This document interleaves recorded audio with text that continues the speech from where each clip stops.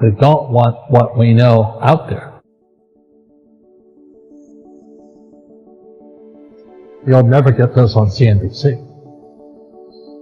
But our school system will never tell us because they're part of the process. Fake money, fake teachers, fake athletes. I know the game of the rich. My rich dad taught me, you know it because you're the banker, is different than what they teach you in school. All over the world, what does school teach you about money?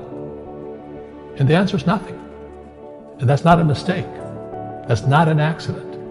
I knew that. Most people know that. The way to keep the poor and middle class working hard is never teach them what the rich know. So if you read Rich Dad, Poor Dad, which came out in 1997, it's what the rich teach their kids about money, the poor and middle class do not.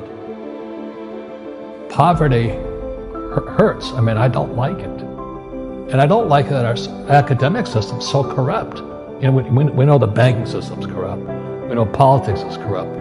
But academics is just as corrupt. I mean, one thing if it's the banking and the politics, but this is where we send our children and we trust them to do the right things for them. And yet they're being not taught something so fundamental. Like you asked your dad when you were a kid, Dad, you asked your teacher, when are you going to teach us about money? And it was just never. And they'll never will. You know something, share it. What is financial education? It's not get a job, work hard, save money, and invest in a well-diversified portfolio of stocks, bonds, mutual funds, and ETFs. The financial industry is two things, debt and taxes. 1971, Nixon took the dollar off the gold standard, and the US dollar became debt. And we still tell kids to go to school, get a job, work hard, save money, and get out of debt. Now, who tells them to do that? That's the most ridiculous thing there is. The book starts and it says, lie number 1, saving money will make you rich. Yeah, it never will. You know that. All taught that as kids. Why would you save it and why would you work for it if they can print it faster than you can work for it? Why do you keep saving when they're printing it? Rich don't work for money. Don't you touch that stuff. It's very subtle, right? Yeah. They don't say, I'm going to train you to be a worker bee the rest of your life, but they educate you in a way where that's what you come out. Right. What was he trying to do those first few months where you were working for him? What was he trying to get across to you? Because he taught you the hard way about money. And she says, if you're going to be successful in your life, you've got to find the best teachers. And a great teacher is somebody who comes from the inside, not the outside. But in school, you don't know if your instructor is for real or not. That's where the fake teacher comes from. I said, I want you to teach me about money. So he said, why should I teach you? He said, but if I teach you, you work for me for free. And I said, why for free? And my poor dad went nuts. He says, so if I pay you, you think like an employee. Your brain will change. If you learn never to work for money, you'll never change. And this is powerful. Once you give someone a paycheck, their brain turns on. And then the promise of a pension. Right. And job security. Which is kind of a paycheck in disguise. Correct. After you stop working. Give the man a fish, eats for the day, teach him to fish, eats for a Correct. lifetime. And most poor people confuse assets for liabilities. They think their home is an asset, it's actually a liability. Right. An asset is a noun, like a house.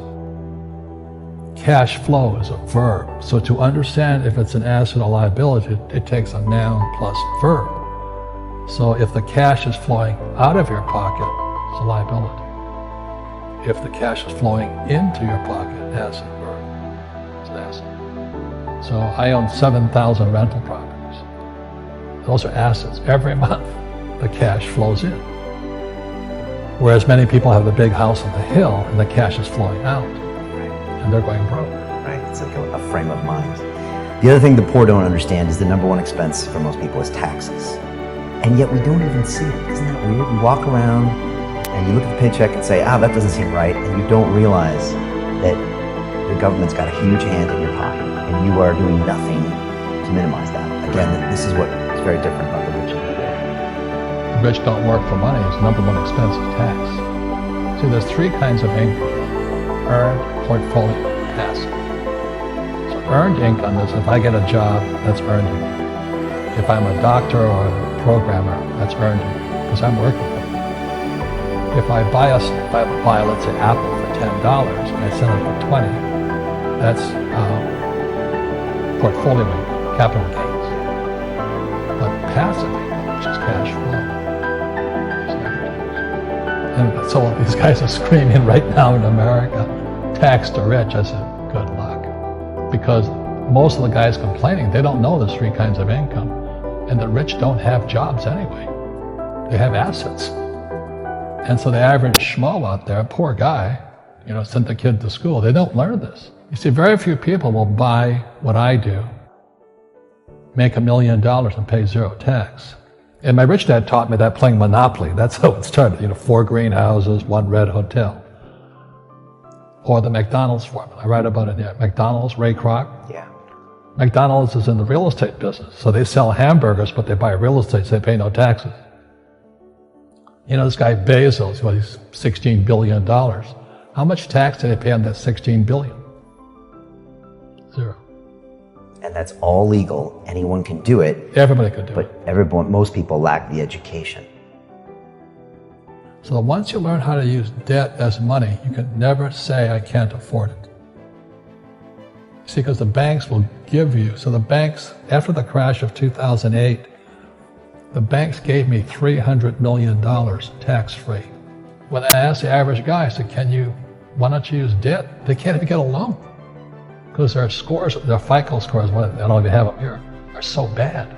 The school teachers will never tell you that because they don't know it. My poor dad never knew that. You don't know if something is an asset or a liability until you can say which way the cash flows. So a house, is it an asset or liability?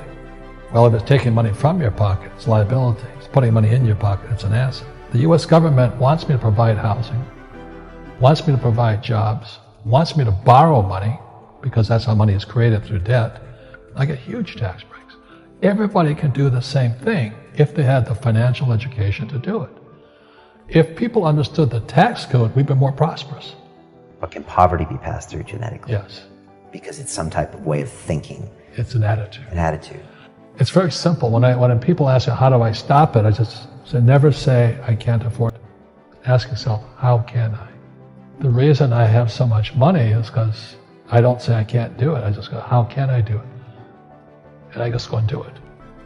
I make a lot of mistakes, but that's how I learn. How can I? But poor people, like my poor dad, always said, I can't afford it. Do you think I'm made of money? I'm a school teacher. I can't do that. And I picked that up. And my rich dad never said those words. So when I meet poor people, they use the words I can't a lot. So the people that say, I can't afford it, I can't do this, I can't get to college, the rich are evil, I choose not to participate in that. And that's one thing people could change today. Correct. Right now is that dialogue in their head. Stop saying the word can't. I can't. Right. So how can I? How can I? Especially as in, I can't afford it, how can I afford that? Right. Because that opens them up to looking at it as an investment to a greater future. Right. When I borrowed $300 million, I couldn't do it until I went to ask. And I got turned down so many times. I said, and every time I showed the bank of my financials, and they go, sorry. I said, look, do me a favor. Why did you turn me down? And he told me, this is out, the numbers are out here. So if I get these numbers fixed, can I come see you again? He goes, sure. So it's called rejection. Same as my wife rejected me for 6 months. It's just a matter of personal willpower, which is spiritual. Just saying, if they can do it, I can do it. And how can I? How can I? And I think it's you once said, words become flesh. Yep. That's the Bible too. Intelligence increases through your mistakes, through the ups and downs, through what you learned. Real estate's real estate. But what I learned made me richer, not the money. You don't need money to make money. I think all of us, every human being has that low point in their life. And if they get the message, a new life begins. If they don't get the message, they keep going down. The richer I got was because I didn't need any money. I could use this to make money. But how did I get there? Is I made a lot of mistakes. People are afraid of making mistakes and all this, fear of failing. It limits them. Nice, so very nice. So many people trapped in the same device.